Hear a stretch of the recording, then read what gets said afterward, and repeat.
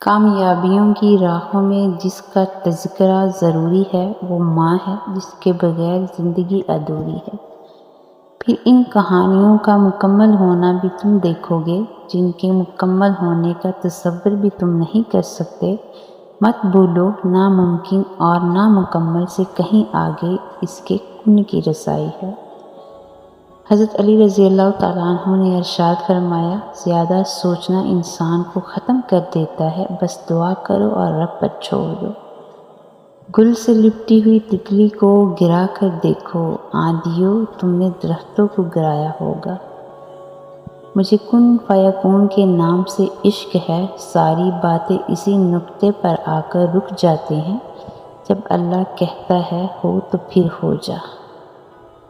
دیکھنا ایک دن تم شکر کے سجدے میں ہوں گے اور آنسوؤں سے تمہارا چہرہ اور جائے نماز بھیگ چکی ہوگی، تمہیں سمجھ نہیں آئے گا کس طرح اللہ کا شکر ادا کروں۔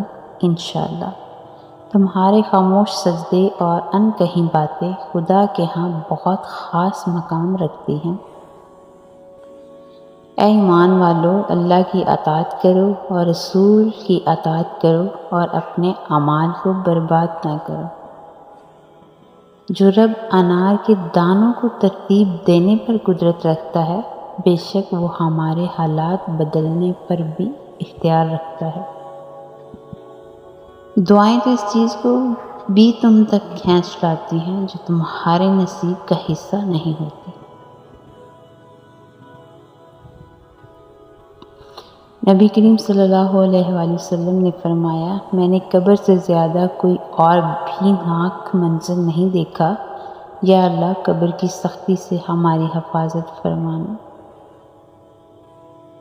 رسول اللہ صلی اللہ علیہ وآلہ وسلم نے ارشاد فرمایا، باپ جنت کا دروازہ ہے۔ نصیب تو اس مٹی کے تھے جو ہر وقت حضور صلی اللہ علیہ وآلہ وسلم کے قدم چومتی تھی۔ دھوپ میں باپ جلتا ہے اور چولہے پہ ماں جلتی ہے، تب جا کے اولاد پلتی ہے۔